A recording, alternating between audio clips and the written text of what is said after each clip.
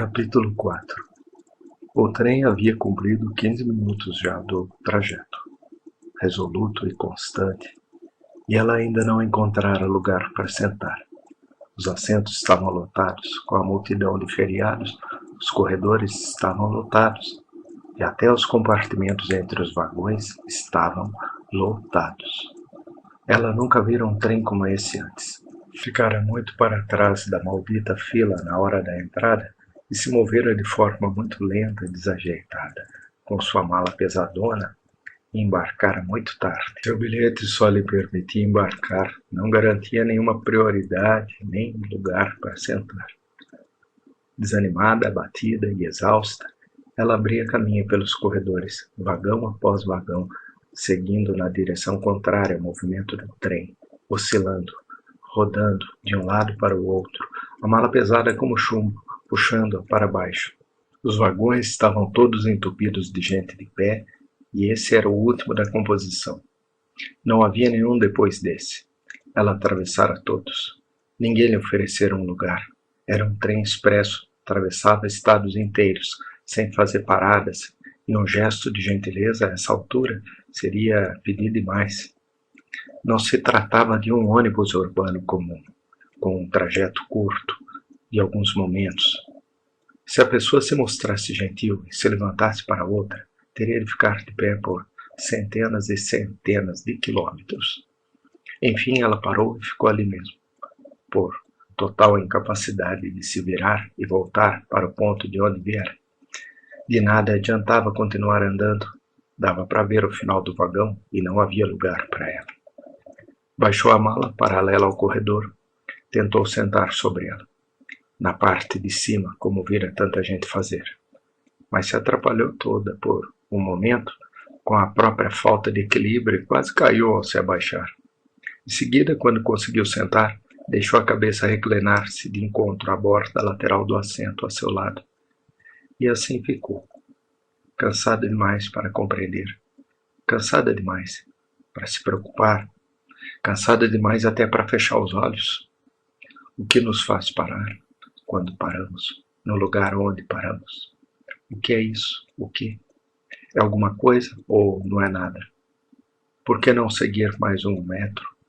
Por que não 1 metro a mais? Por que justamente ali onde paramos? E em nenhum outro lugar? Alguns dizem apenas o acaso. E se não tivéssemos parado ali, teríamos parado no ponto seguinte. Assim nossa história teria sido diferente. Nós tecemos nossa própria história enquanto seguimos adiante.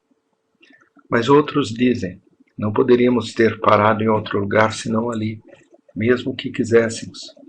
Estava estabelecido, determinado. Estávamos destinados a parar nesse ponto e em nenhum outro. Nossa história está aqui, à nossa espera. Esteve esperando por nós durante 100 anos, muito antes de nascermos. E não podemos mudar uma única vírgula dela. Tudo aquilo que fazemos, precisamos fazer. Somos o galho, e a água em que viemos flutuando nos arrastou até aqui. Somos a folha, e a brisa em que fomos carregados nos soprou até aqui. Essa é a nossa história, não podemos escapar. Somos apenas os atores, e não o diretor de cena. Pelo menos é o que dizem alguns. No chão, diante de seus olhos abaixados, por cima da beirada do braço da poltrona, ela podia ver 2 pares de sapatos, lado a lado, inclinados para cima. No lado de dentro, junto à janela, um par de escarpins elegantes, ousados, sem a parte de trás, sem laterais, sem cobertura para os dedos, na verdade quase nada além de saltos finos como punhais e um par de tiras. E no lado de fora, mais perto dela, um par de botinas de homem parecendo, em contraste, rudes, grosseiras e tremendamente pesadas. Pendiam uma sobre a outra, das pernas dobradas na altura do joelho. Ela não via seus rostos, não queria ver. Não queria ver o rosto de ninguém. Não queria ver coisa alguma. Nada aconteceu por um tempo. Então um dos escarpins aproximou-se lentamente de uma das botinas, cutucou-a de leve, como um hábil esforço de comunicar alguma coisa. A botina se manteve alheia. Não captou a mensagem. Percebeu o toque, mas não a intenção. Uma grande mão desceu e experimentou coçar sobre a meia, logo acima da botina. Depois subiu de novo. Scarpim, como se estivesse impaciente com tanta incompreensão, repetiu o esforço. Só que dessa vez desfechou um cutucão contundente, com vontade, na canela desprotegida, acima da couraça da botina. Deu resultado. Um jornal farfalhou em algum ponto mais acima, como se tivesse sido abaixado para sair da frente, para verificar o que eram aquelas cutucadas desagradáveis. Ouviu-se um comentário cochichado, acima, emitido num volume baixo demais para se decifrar por qualquer outra orelha que não aquela a que fora destinado. Um grunhido interrogativo, num timbre masculino, respondeu. As duas botinas baixaram sobre o chão lado a lado quando as pernas se desdobraram. Em seguida, giraram de leve na direção do corredor, como se o seu dono tivesse virado a parte superior do corpo para olhar nesta direção. A moça sobre a mala fechou os olhos fatigada, a fim de evitar o olhar que sabia se dirigia para ela.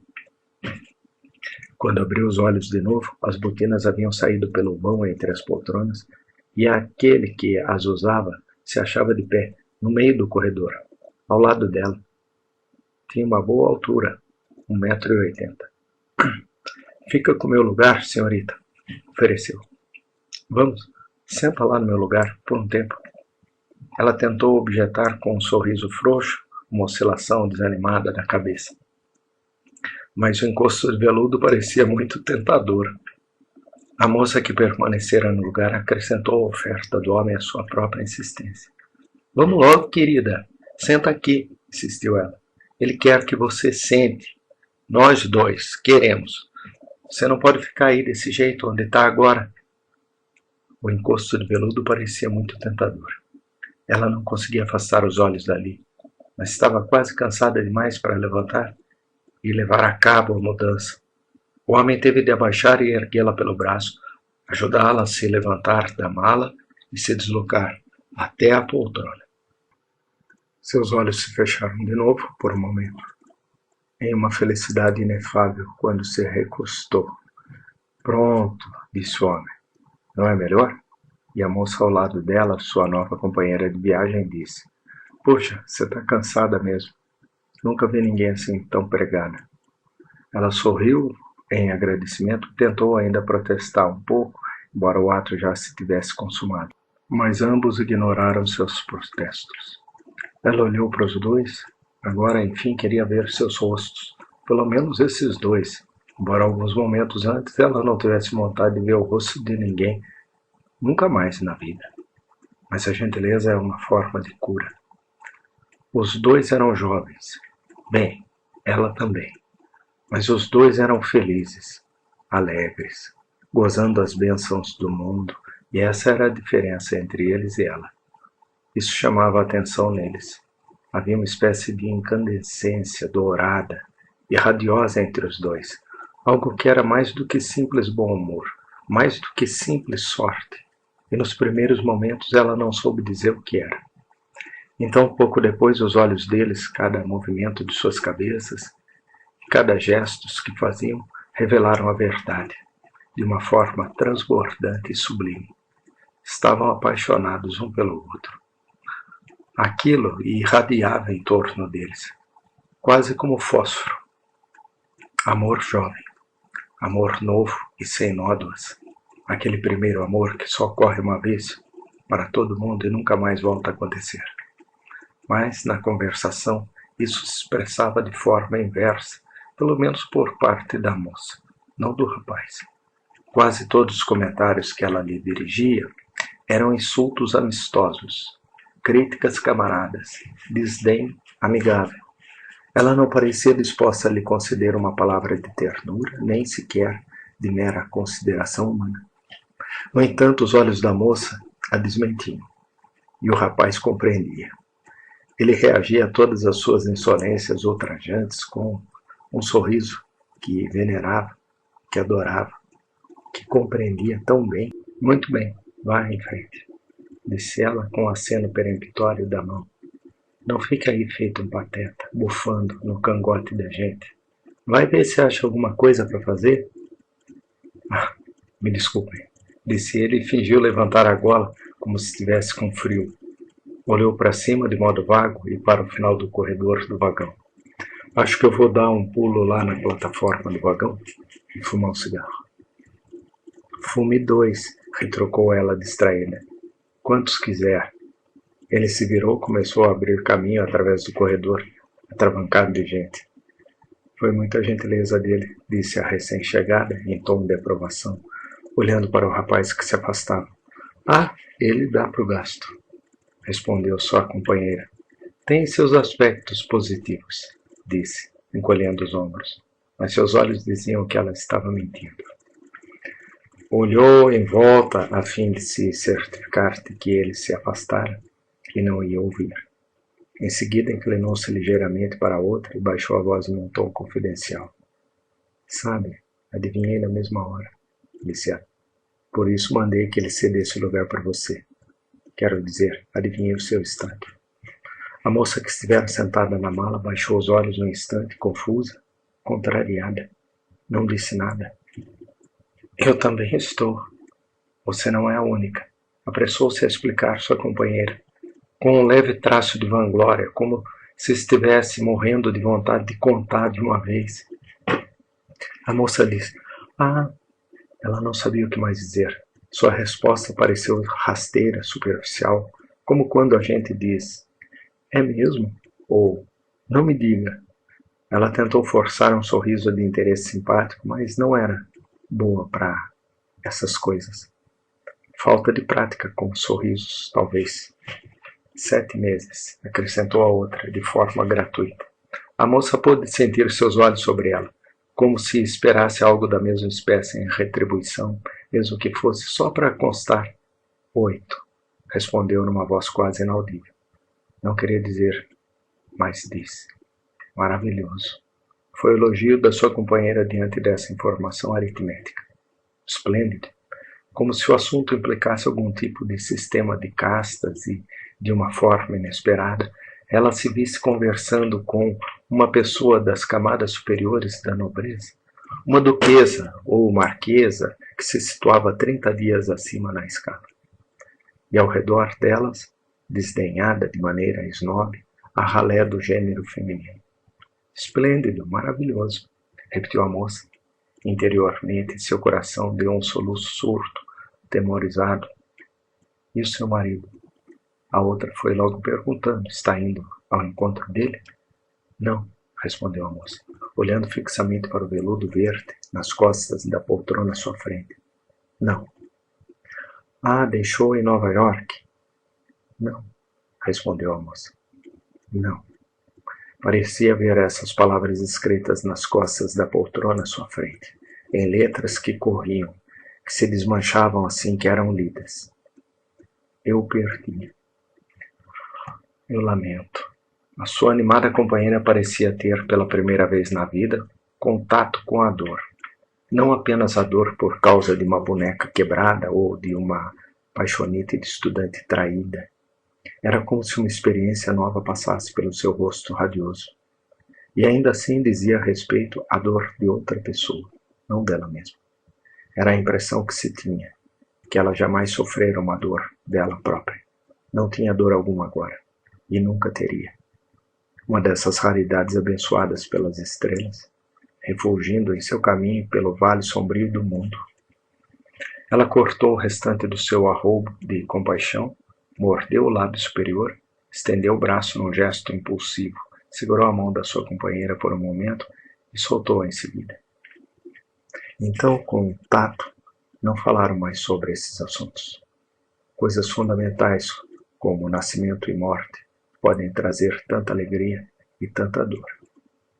Tinha o cabelo dourado como milho, aquela criatura beijada pelo sol. Ela o usava como uma auréola enevoada que irradiava por sobre a cabeça. Tinha pintinhas que eram como respingos de tinta dourada, feitas pelo pincel de algum pintor descuidado, em cima das suas bochechas de abricó e uma depressão na ponte do narizinho atrevido. A boca era o que ela possuía de mais maravilhoso. E se o restante do rosto não estava à altura da sua incomparável beleza, aquela boca sozinha bastava para dar-lhe um aspecto fascinante, atraindo toda a atenção para si, como de fato fazia. Assim como uma única lâmpada basta para iluminar um quarto inteiro, não é preciso um lustre. Quando a boca sorria, tudo sorria com ela. O nariz enrugava, sobrancelhas arqueavam, os olhos se contraíam e surgiam covinhas ali onde um minuto antes nada havia. Dava a impressão de que ela sorria muito. Dava a impressão de que tinha muito motivo para rir. Ela brincava sem parar com a aliança no dedo anular. Afastava, por assim dizer, acariciava. Provavelmente não tinha consciência de estar fazendo isso naquele momento. Já devia ter se tornado um hábito àquela altura. Mas quando a aliança era uma novidade, meses atrás, ela deve ter experimentado um orgulho tão intenso que sentiu a necessidade de exibi-la para todo mundo o tempo todo, como se dissesse: olhem para mim, olhem o que eu consegui. Deve ter sentido tanta afeição pela aliança que era incapaz de manter as mãos longe dela por muito tempo. E agora, embora o orgulho e a afeição não fossem de modo algum menores, aquilo se convertera em um pequeno hábito cativante que persistia. Qualquer que fosse o movimento de suas mãos, qualquer que fosse a atitude que exprimissem a aliança, se tornava o primordial, o preponderante aos olhos do observador. A aliança tinha uma fileira de diamantes com uma safira em cada extremidade. Ela percebeu o olhar de sua nova companheira de viagem pousado sobre a aliança. Por isso girou um pouco mais à sua direção para que a moça pudesse ver melhor. Esfregou com o dedo de um modo petulante, como se fosse para remover o último, contumaz e hipotético grão de poeira. Uma esfregadela em que a moça simulava não se importar mais com a aliança. Assim como sua atitude diante do marido simulava que já não se importava de modo algum também com ele. Uma esfregadela que mentia demais. As duas conversavam embevecidas como fazem as novas amigas, quando o rapaz retornou, uns 10 minutos depois. Aproximou-se delas de maneira reservada e misteriosa, com um ar muito grave. Primeiro olhou com precaução para a esquerda e para a direita, como se trouxesse notícias altamente secretas. Então protegeu o canto da boca com o lado da mão. Abaixou-se e cochichou. Pat, um dos carregadores, me deu uma boa dica. Vão abrir o vagão restaurante em poucos minutos. Formação especial, privilegiada. Você sabe como isso é importante com toda essa multidão dentro do trem. Acho melhor a gente começar a se mexer naquela direção, se quisermos entrar na primeira leva. Vai haver um estouro da boiada logo que a notícia se espalhar. Ela se pôs de pé de um salto, cheia de entusiasmo. Na mesma hora, para conter a empolgação dela, o rapaz brandiu as duas mãos espalmadas com uma aflição cômica. Ninguém pode saber o que você está querendo. Haja com indiferença, como se não estivesse indo a nenhum lugar em especial, apenas levantando para espichar as pernas. Ela conteve um risinho travesso. Quando vou para o vagão-restaurante, simplesmente não consigo me comportar como se não estivesse indo a nenhum lugar em especial. É uma coisa que logo salta aos olhos em mim. Dê-se por satisfeito se eu limitar meus passos ao ritmo de uma corrida de 20 metros, rasos. Mas para mostrar-se condescendente com as ideias de maquiavélica duplicidade do marido, ela arqueou exageradamente os pés e saiu para o corredor, caminhando na ponta dos pés, como se a quantidade de barulho que fizesse tivesse alguma relação com aquilo que eles tentavam realizar. De passagem, ela puxou de modo persuasivo a manga da moça sentada ao seu lado. Venha, você vem com a gente, não é? Sussurrou em tom conspiratório. E as poltronas? Vamos perder os lugares, não vamos? Não se puser nossa bagagem em cima dos bancos. Pronto, assim. Ela ergueu a mala da outra, que estivera de pé no corredor até então, e juntas, as duas, a puseram estirada ao comprimento sobre os assentos, de fato, bloqueando os dois lugares. Agora a moça estava de pé, desalojada pela mala, mas ainda em dúvida, hesitando em ir com eles. A jovem esposa pareceu compreender. Era bem esperta. Mandou o marido na frente para onde não pudesse ouvir, a fim de abrir caminho para elas. Em seguida voltou-se para sua nova companheira de viagem em um delicado encorajamento. Não se preocupe com nada. E vai cuidar de tudo para nós. Em seguida, para diminuir o constrangimento da outra, e mostrando que as duas eram agora confidentes nesse assunto, prometeu: eu faço meu marido cuidar de tudo, pode deixar. É para isso que eles servem, afinal. A moça tentou esboçar uma recusa insincera que serviu apenas para comprovar que aquela suposição estava correta. Não é isso. É que eu não gosto de... Mas sua nova amiga já havia tomado seu consentimento como um fato consumado. Não tinha mais tempo a perder com isso. Corra, senão vamos nos perder dele, insistiu. Vão chegar à porta de novo depois que ele entrar. Ela impelia sua frente, a mão amiga pousada de leve logo acima do seu quadril. Você não pode ser negligente consigo mesmo agora, advertiu-a a meia voz. Eu sei, disseram isso para mim também. O marido batedor, enquanto isso, ia abrindo caminho para elas, como uma foice no trigal, no meio do corredor atravancado, forçando as pessoas a se curvarem bastante sobre os assentos para abrir passagem. Mesmo assim, nunca lhe dirigiam um olhar contrariado. Ele parecia ter esse jeito de agir, cordial, mas firme. E outro ter um marido que jogou futebol americano, comentou a esposa satisfeita. Ele pode barrar o caminho dos adversários para a gente. Olha só a largura das costas dele, tá vendo? Quando as duas o alcançaram, a esposa queixou-se com ar petulante. Não pode esperar por mim, não. Tenho que comer por dois.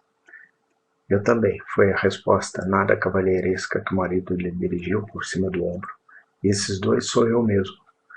Graças à providência do rapaz, os três foram os primeiros a entrar no vagão-restaurante, que poucos instantes após as portas serem abertas, se viu inundado de gente. Garantiram uma mesa especial para três, na diagonal da janela. Os menos felizes tiveram de esperar na fila, no corredor lá fora, com a porta rudemente fechada diante deles.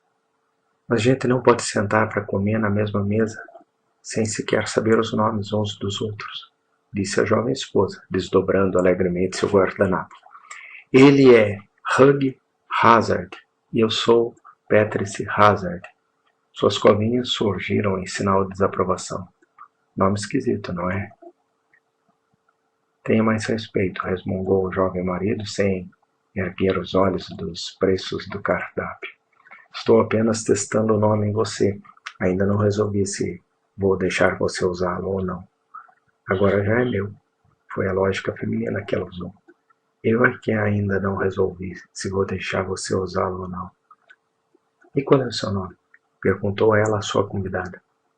Georgeson, respondeu a moça. Ellen Georgeson. Sorriu hesitante para os outros dois. A ele dirigiu o canto externo do seu sorriso, a ela o centro. Não era um sorriso muito largo, mas tinha profundidade, gratidão, o pouco que lhe restava. Vocês foram extremamente gentis comigo, disse ela. Olhou para o cardápio que mantinha aberto entre as mãos, para que eles não detectassem o lampejo de emoção que fez seus lábios tremerem por um instante. Deve ser um bocado divertido ser vocês, Ellen murmurou melancólica.